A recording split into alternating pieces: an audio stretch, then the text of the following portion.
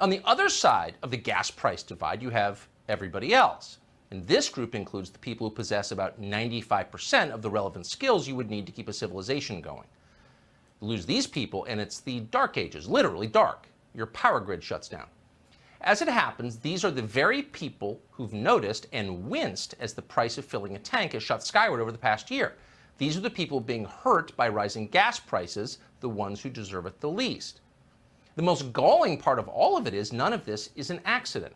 America has more than enough energy to keep gas prices low. So why is this happening? Well, it's being done on purpose by the party that hates gasoline. Gas engines are bad for the climate, Democrats tell us. They appear to believe that, but they also understand something else about gas. Cars mean autonomy. If you've got a car, you can go wherever you want. The central planners cannot control you. They hate that. At this point, they can't express a thought like that out loud because it's too scary. So instead, they call you a racist. Watch. For years, you all have continued to promote fossil fuels despite knowing that promoting them means promoting environmental racism and violence in Black and brown communities. You all are still promoting and selling fossil fuels that are killing millions of people. This is a striking example of white supremacy. So fossil fuels are a, quote, striking example of white supremacy.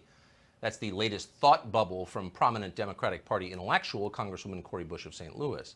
You got to wonder what the world's many non-white OPEC countries think of that. They must be thoroughly confused by it. But Cori Bush doesn't know it. She's never heard of OPEC.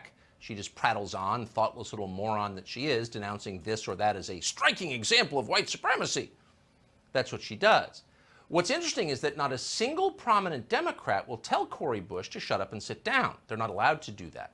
So over time, Cori Bush's ravings become official government policy.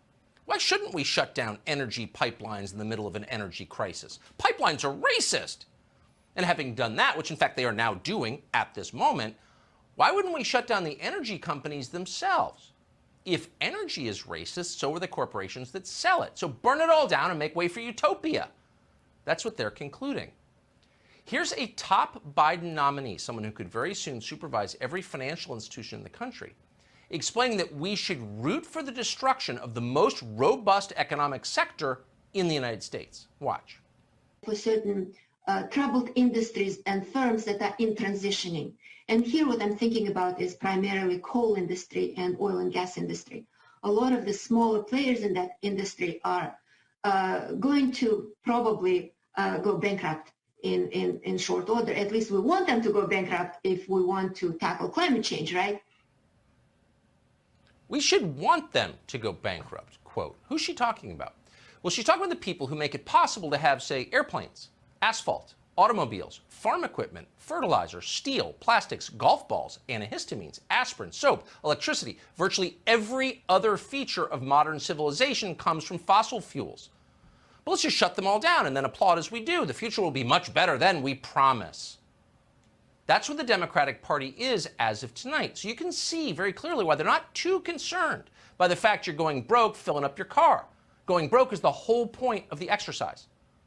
Here's Joe Biden's new Commerce Secretary, Gina Raimondo. If you were still governor of Rhode Island, I understand you're not, would you be hoping or asking for the president to open up the Strategic Petroleum Reserve? Again, I think it's premature to say. What I would be saying to the president is I would just ask him to keep doing what he's doing. Yeah, just keep doing what you're doing, Joe Biden.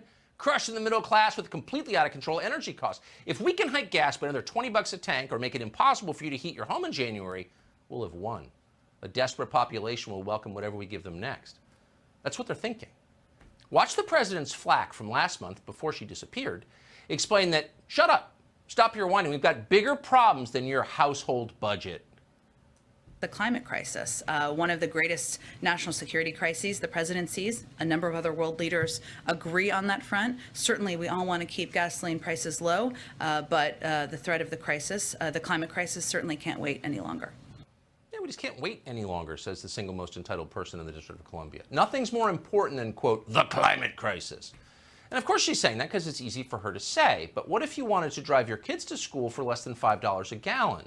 What if you just realized you actually can't take that family trip to Yellowstone next summer because you can't afford it anymore?